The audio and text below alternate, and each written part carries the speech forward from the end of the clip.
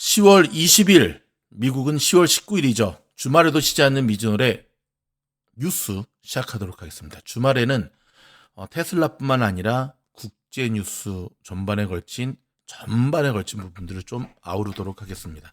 여러분, 트럼프 트레이드라고 들어보셨죠? 트럼프 트레이드. 그쵸? 트럼프 당선 가능성이 점점 커지면서 트럼프가 언급했던, 예를 들어서 코인 쪽이라든지 트럼프와 연관된 특정 주식들이 상승하는, 그래서 거기에 베팅하고 트레이딩하는 것을 이야기하는데요. 자, 이 부분 조금 짚어드리도록 하겠습니다. 자, 대선을 이제 12월 앞둔 가운데 공화당 대선 후보인 트럼프 전 대통령의 당선 가능성을 높게 평가하고 관련 업계에 투자하는 일명 트럼프 트레이드가 화두에 오르고 있습니다. 자, 트럼프 트레이딩이는 트럼프 전 대통령과 관련된 특정 주식 종목이 상승하거나 전 대통령이 강조했던 비트코인의 강세를 보이는 등의 현상을 일컫는 말인데, 민주당의 대선 후보가 교체되고 해리스 부통령이 초반 돌풍을 일으키면서 한때 좀 잠잠했었죠. 그러다가 다시금 최근에 주목받고 있는데요. 자, 뉴욕타임스에 따르면 당장 여론조사는 트럼프 전 대통령과 민주당 후보인 해리스 부통령이 우열을 가릴 수 없는 박빙이지만 시장의 투자자들은 트럼프 승리 가능성을 더 높게 평가하고 있습니다. 그러니까 경합주에서 앞서고 있기 때문에 그렇거든요. 이는 베팅 마켓에서 드러나고 있는데, 지난주를 기점으로 트럼프 쪽에 거는 표가 점점 많아졌다고 합니다. 즉, 여론조사와 베팅 마켓의 흐름에 따라 일부 전문가들은 트럼프 트레이드가 부활했다고 평가를 하고 있는데요. 대표적인 트럼프 트레이드 종목은 트럼프 전 대통령의 이름을 딴 DJT, 그렇죠? 이를 비롯해 비트코인, 그다음에 전통적인 에너지 기업, 그다음에 은행주도 여기에 속합니다.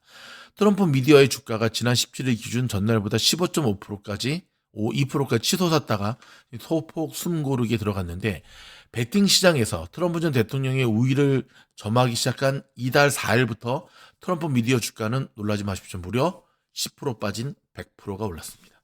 자, 비트코인도 강세를 보이고 있죠. 좀 있으면 이제 7만 찍는 분위기입니다.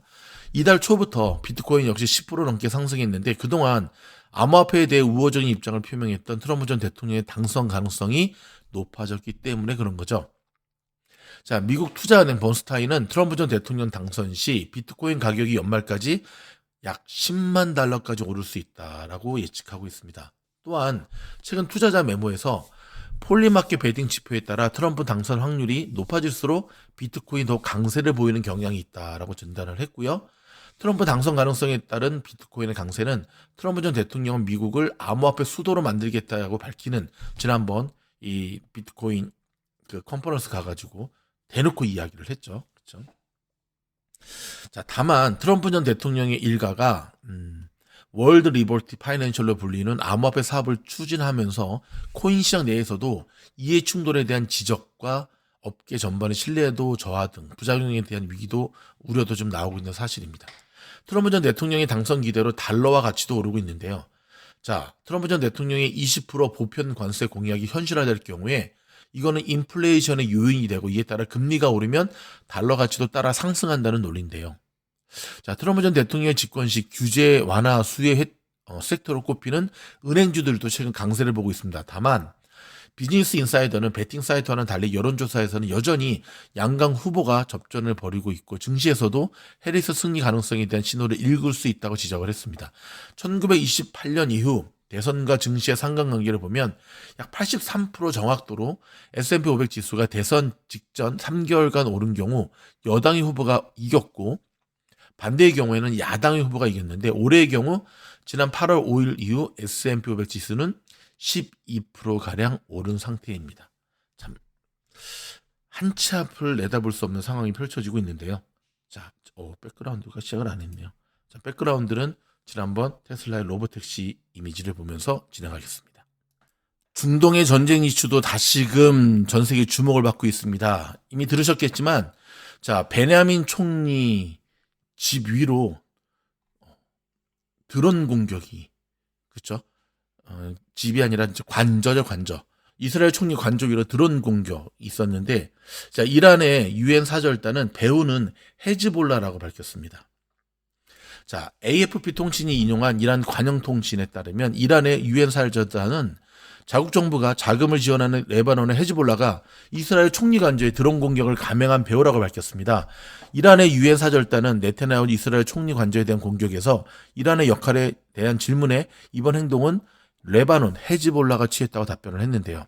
자, 이날 앞서서 네타냐후 총리는 레바논의 드론이 총리의 자택을 공격했다며 헤즈볼라가 자신을 죽이려 했다고 비난했습니다. 이란의 지원을 받는 무장단체 헤즈볼라는 레바논 남부에서 이스라엘과 싸우는 중으로 아직 이번 총리 관저 공격을 인정하지는 않고 있는데요. 자, 네타냐후 총리는 성명에서 이란의 대리인 헤즈볼라가 오늘 나와 내 아내를 암살을 한 것은 중대한 실수였다 고 말을 했고요. 이어 이란과 그 대리인을 언급하며 이스라엘 국민을 해치려는 자는 누구든 혹독한 대가를 치를 거라고 다짐했습니다. 이란 외무부 대변인 에스마일 바가이도 이란에 대한 비난과 관련해 이스라엘 정권과 범죄 지도자들의 현재적이고 영구적인 관행이라면서 이스라엘이 거짓말을 퍼뜨리고 있다고 반박을 했는데요. 자, 헤즈볼라를 포함한 저항의 축으로 알려진 이란과 연계된 또 다른 무장단체 하마스는 2023년 10월 7일 기습적으로 이스라엘을 공격을 했죠. 지금 서로 주거니 받거니 하고 있는데 여러분 어디가 지금 공격을 받은지 아시죠? 지금 일단 이스라엘이 받았어요. 지난번에 이란이 쐈으니까 이제는 이스라엘이 다시 보복할 차례거든요. 하도 자기들끼리 왔다리 갔다리 하니까 되게 헷갈리잖아요. 저 같은 경우도 이렇게 앞에 꽃병을 이렇게 놓고 지금은 이스라엘이 한번 쏠 차례, 그 다음에 이제 이란이 쏠 차례. 안 그러면 여러분 되게 헷갈리거든요. 이것도 한번 또 참고하시기 바랍니다. 자, 이스라엘 군이 지난번 하마스 수장 시나르를 사살했잖아요. 이미 1년 전에 지하 장기 체류를 준비했다라고 이제 이야기가 나오고 있네요. 지금 화면은 지난번 테슬라의 로보택시 이벤트의 모습을 보고 계십니다. 자, 보잉 소식 전해드리겠습니다. 파업이 잠정 타결되어서 곧 종결될 것으로 보입니다. 자, 한 달 넘게 파업을 이어가고 있는 미국의 항공기 제조사 보잉의 노사가 4년간 임금을 35% 인상하는 내용의 임금 협상안을 잠정 타결했다고 노조 측이 밝혔습니다.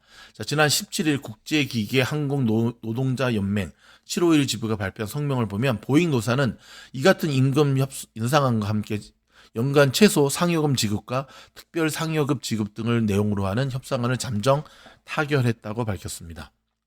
자, 보잉 주가 이제 좀 반등이 올까요? 이번 주부터 우리가 주목해야 될 부분입니다. 여러분, 그렇다고 지금 트럼프가 완전히 앞서는 거 아닙니다. 이제 이 대선의 향방을 가늠할 볼 수 있는 미국 현지에서의 또 모습 중에 하나가 뭐냐면 이제 아마존이나 엣지 이런 데서 티셔츠 팔거든요. 트럼프 티셔츠, 그다음에 해리스 티셔츠. 근데 여러분 지금 거의 비슷하게 팔려나가고 있어요. 트럼프나 해리스나. 그러니까 지금 박빙이 이뤄지고 있고 또 오늘 들어온 속보에 따르면은 흑인 표심이 다시금 해리스 쪽으로 지금 돌아섰다라는 기사도 지금 나오고 있고요. 또 CNN은 뭐 아시다시피 CNN하고 트럼프하고 되게 관계가 안 좋잖아요. CNN은 뭐 미군 장성들도 무시하는 트럼프 해서 또 이런 악성 글을 또 올리기도 했는데 아무튼 박빙의 승부란 사실 꼭 기억하시기 바랍니다. 여러분 스텔란티스 아시죠? 푸조, 피아트, 크라이슬러 등의 브랜드를 소유한 세계 4위 다국적 자동차 제조업체 스텔란티스가 올해 말 미국 애리조나에 있는 대형 차량 시험장을 폐쇄한다고 밝혔습니다. 그 이유는 비용 절감을 위해서 지금 안간힘을 쓰고 있는 모습이거든요. 자, 테슬라 소식 전해드리도록 하겠습니다. 세계 최대 니켈 생산국인 인도네시아가 전기차 배터리에 사용되는 전구체를 생산해 테슬라에 납품한다고 밝혔습니다. 배터리 전구체는 고순도 니켈과 코발트, 망간을 합성해 만들어내는데요. 이렇게 만든 전구체에 리튬을 삽입하면 2차 전지 핵심 소재인 양극재가 된다고 합니다. 자, 현지 CNN 인도네시아에 따르면 에너지 광물 자원부 장관이 전날 기자들과 만나서 인도네시아 이 웨다베이 산업단지에서 생산되는 배터리 전구체가 다음 달부터 미국으로 수출될 예정이라고 밝혔는데 다만 얼마나 많은 양이 수출될 것인지는 밝히지 않고 있습니다. 인도네시아에서 생산된 전구체는 주로 중국으로 수출되고 있으며 미국 수출은 이번이 처음으로 밝혔는데요. 인도네시아는 전기차 생산 허브를 꿈꾸고 있습니다. 하지만 미국과 자유무역협정을 체결하지 않아 인도네시아에서 생산되는 배터리 소재들은 미 인플레이션 감축법에 의해 보조금 지원에서 제외될 전망입니다. 발음이 많이 꼬이네. 죄송합니다. 이 때문에 인도네시아 정부는 배터리용 주요 소재와 제한적 FTA를 체결하는 방안을 추진 중인데요. 하지만 인도네시아 광산이나 정, 제련소 등의 중국 자본이 대거 투입되어 있기 때문에 협상은 현재 지지부진한 상황입니다. 자, 지난번 저희가 종목 뉴스에도 전해드려가지고 또 이 종목 때문에 큰 수익 얻으신 분들 계시죠? 오클로 이야기입니다. 오픈 AI의 최고 경영자 샘 알트만이 투자한 소형 모듈 원전 기업이죠. 오클로, OKLO 티커 주가가 최근 폭등세를 보이고 있습니다. 자, 뉴욕 증권거래소에 따르면 오클로는 이날 18.23달러의 거래를 마쳤는데요. 장중에는 20달러를 넘어서기도 하는 등 전날보다 무려 15.89%나 급등하는 모습을 보여줬습니다. 자, 오클로 주가는 이번 주에만 100% 이상 뛰었는데요. 지난 11일 종가는 9불 15달러였습니다. 약 40일 전인 지난달 6일 종가와 비교하면 226% 몇 프로? 226%나 폭등했습니다. 오클로는 2014년부터 샘 알트만이 투자해서 현재 이사회 의장을 맡고 있고요. 이 기업은 소형 원전을 건설해 생산한 에너지를 판매할 계획을 갖고 있는 회사입니다. 자, 미국 현지 소식 좀 전해드리도록 하겠습니다. 캘리포니아 경제가 계속 성장하고 있는 것으로 나타났습니다. 일자리도 꾸준히 창출되고 있는 것으로 나타났고요. 더불어 남가주의 올 겨울은 따뜻하고 비는 적게 내릴 전망이라고 합니다. 자, 여러분 자나깨나 건강 조심하시고요. 스트레스 너무 많이 받지 마시고요.